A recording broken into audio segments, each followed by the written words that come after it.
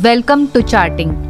In this video, we will review some additional math functions such as absolute, seal, floor, round, square and square root, log and log to the base 10. These functions help you perform mathematical calculations that can be used directly inside your scan conditions to make your analysis. To make this easier to understand, we have organized all examples inside the dashboard with separate widgets for each function. Let's review them one by one. In the first widget, we have added the absolute function using two example stocks. In this example, we are comparing the open and close prices to understand the ABS function. For NLC India, the close price is 258.1 and the open price is 265.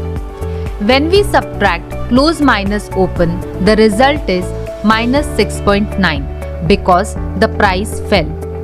But when we apply the ABS function, it removes the negative sign and shows 6.9, which is the actual movement. For Praj Industries, the close is 288.55 and the open is 279 and the difference is 9.55. And since it's already positive, the ABS value stays the same. In the second widget, we have the seal function. Please ignore the stock name shown here. We are only focusing on the numbers to understand the seal function. Seal always rounds a value upward to the nearest whole number, regardless of the decimal part. For example, seal of 45.75 becomes 46. Seal of 40.3 becomes 41. Seal always moves to the next highest integer. No matter what the decimal value is, seal always rounds up. In the third widget, we have the floor function. It always rounds a value downward to the nearest whole number. For example, floor of 45.75 becomes 45. Floor of 40.3 becomes 40. Floor always moves to the lower integer. In the fourth widget, we have the round function. Round works based on the decimal value and rounds to the nearest whole number.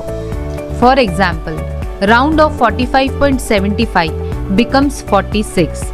Round of 40.3 becomes 40. Here, the decimal determines whether the value moves up or down.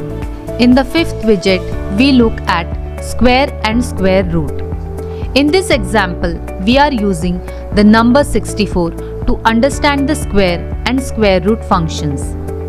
When we apply the square function, it multiplies the number by itself. So 64 into 64 gives 4096. Next, the square root function finds a number that when multiplied by itself gives the original number. Since 8 into 8 equals 64, the square root of 64 is 8.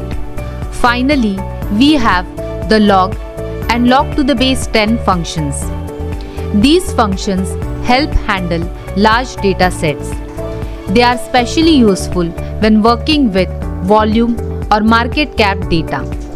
For example, consider a stock with a daily volume of 992.